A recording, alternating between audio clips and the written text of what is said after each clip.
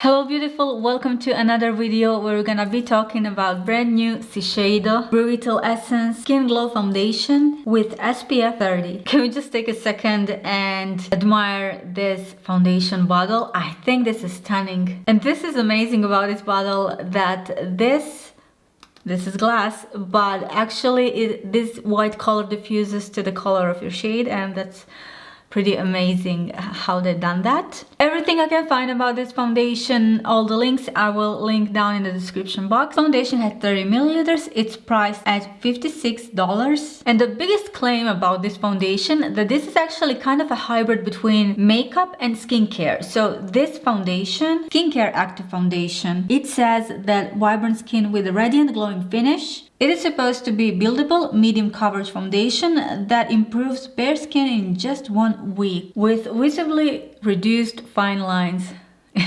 Is that true? I'll let you know after 1 week, okay? What characterizes this foundation is that it's serum-like foundation, so you're not supposed to have like any heavy kind of makeup-y feel on your skin.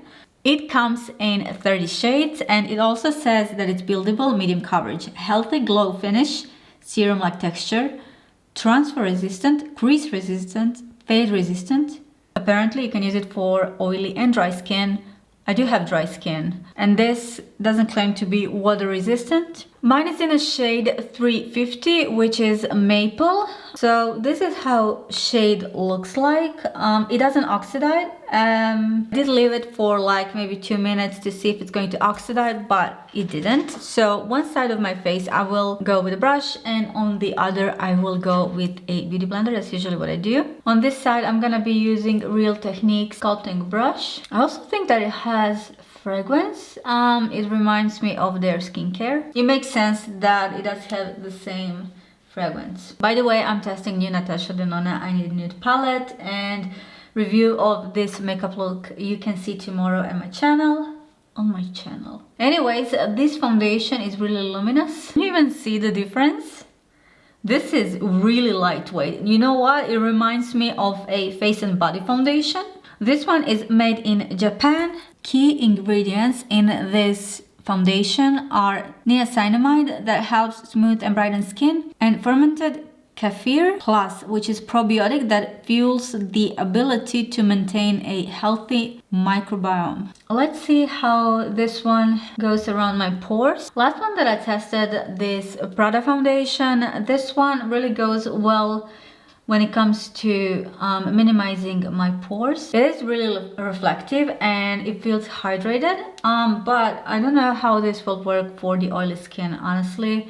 I'm having really dry skin, so this suits me really well when it comes to like my skin just wants and never enough of hydration. Definitely didn't cover sunspots. Let's go on this side, and right away I'll use 2 pumps because I do feel like I need more of a product, and even though I'm going heavy-handed right now, I don't go directly with a beauty blender with my foundation. I love to dab a little bit beauty blender in the foundation and then do the rest when it's on my face.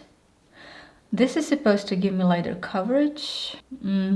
I definitely could have gone with a shade darker than this, but the thing is, this will be good for me in a month or so. It will be perfect. One thing about this foundation, it definitely needs to be set.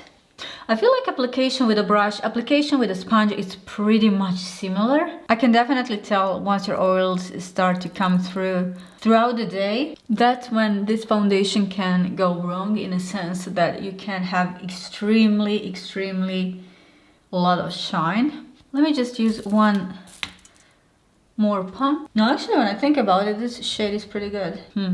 But it definitely needs to be set.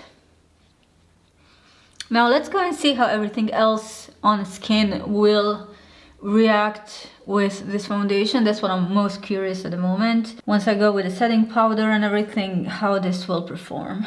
This is definitely light to maximum medium coverage. It's even questionable if this is medium coverage. I wouldn't say that. Something in between light and medium. But if you do want coverage, you're not gonna get it with this foundation. I don't know, somehow I see this more as a body foundation. Why not? It is supposed to be healthy for the skin. And as a body foundation, this looks gorgeous. Can you see this shine? It looks like I'm more excited for this as a body foundation than a face foundation. It is so reflective. It feels like it has highlighter in it. It looks like I put highlighter on, like a really subtle highlighter. I don't know when it dries down what's going to happen. Let's just see. My forehead feels extremely, I was about to say oily. But it did come a lot of a product at the moment. It does come off a lot. I would say this is more like a skin tint more than regular, like it is not regular foundation, but it's more like a skin tint type of foundation. I don't know, maybe I'm wrong, but at this point it's hard to imagine that this would work for oily skin, especially during summertime. Oh my god. But it is lightweight, that's what I like about it. Let's go and do some contour. I believe contour should go really easy without any problems, since our base is like gliding. By the way, I'm using Makeup by Mario Sculpt Stick. This is in a shade medium deep or medium dark. Medium dark. I'm going to do a wear test and we'll check in every couple of hours. As expected, this glides on beautifully. I don't like contour on my face. It's like it changed. Usually I don't have problem with this contour, even though I tried it only a couple of times, but this is the first time that, I don't know, it looks just a bit weird. Color is a bit different than usually is. I don't know, contour just doesn't feel right. This contour once it's mixed with this foundation. Let me try Pillow Talk Matte Beauty Blush Wand from Charlotte Tilbury. This one is in a shade Pillow Talk, and I love her new Beauty Wand blushes. A little bit challenging to apply, but I love them. Usually I'll apply this Pixie Radiance Perfector, but I'm so scared to apply that now. I don't know what would happen. For a concealer, I do want to try this new Lancome Ultra Wear Care and Glow Serum Concealer. We are definitely in a season of skincare makeup infused with the skincare products, and this is brand new. Like an hour ago I just swatched it, tried it on my skin, and I was amazed how it worked. This is truly like a serum concealer, but if you do want to see full review for this, hopefully it will be tomorrow as well on my channel, and I cannot wait to test this one, give it a full day wear test. Let me just use the applicator. It feels really thick, but once you blend it, it's almost as if it doesn't have any coverage. I don't know how this will work with this foundation. For me, the most important thing is what's going to happen once I set this foundation. See how thick it goes and how you can sheer this one? I think this one goes really well with this Shiseido foundation. This is so sheer, you really have to be careful what type of tools you're using for this, you know? Because once you set it, it's done. Moment of truth. Let me start setting everything. So I am using La Prairie Translucent Powder in shade 02. Oh, the sun came up. Today we had terrible weather. It was a storm, it was terrible. Let me just set one side of my forehead so that you can see.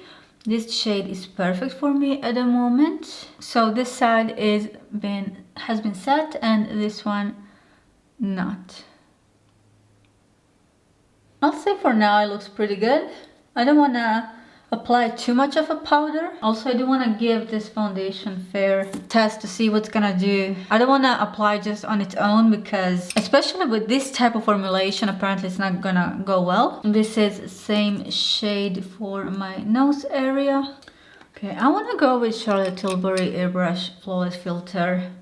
Ooh, this concealer does look good on top of this Also, I'm going in with my Chanel Healthy Glow Sheer Powder in shade 50. Again, I do use this as a setting my contour, even though this is all over face powder foundation. I love it. I don't know what's going on. For whatever reason, contour is going on weird when it comes to applying it to this foundation. I don't know why.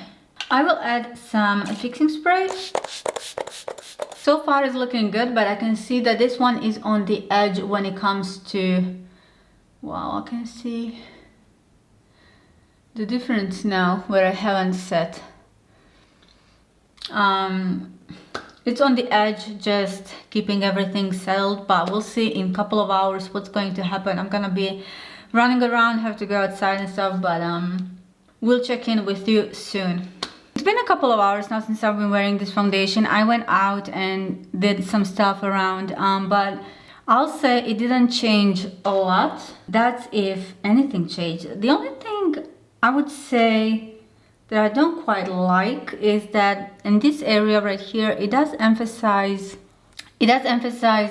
my skin texture, and when it comes to this product finish, it is on the edge to make everything look kind of oily. So that's one thing I don't quite enjoy. I do think my forehead, it looks really good.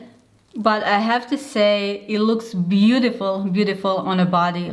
Immediately I said that it reminds me of Face and Body foundations, but it is true though. I see this one, maybe even for now, I see this one maybe even more as a body foundation than face foundation. I would definitely avoid this one in my T-zone, that's for sure. Anyways, I'll check in within the next couple of hours. I won't touch up anything. I'll just leave it as it is and we'll see what's going to happen then. I'm here at another check-in, and so far everything did, how would I say this, settled a little bit, and I can see more shine coming through. So this is one of the things that I'm genuinely worried about when it comes to oily skin, because I have really dry skin and I'm on the edge of using this foundation, or I would really have to settle everything with the powders like really well. So like for example, this area right here, it doesn't act really well when I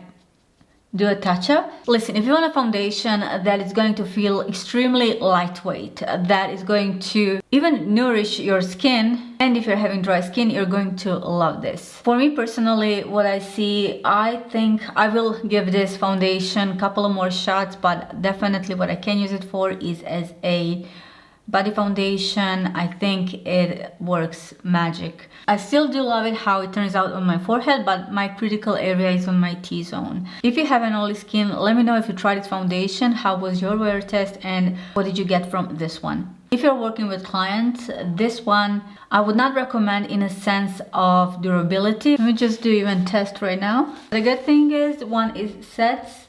It's good. I think the only issue I might have is around my nose. So I would avoid this foundation when it comes to T-zone. When it comes to everything else, I really do love it for the most part. Anyways, it's been a long day and this is going to be it for today. Stay tuned because I do have a couple of more new exciting reviews for you. And let me know in the comment section down below what you think about this foundation. Is this yes or no for you? Guys, I will see you soon in my next one. Have a nice day. Bye.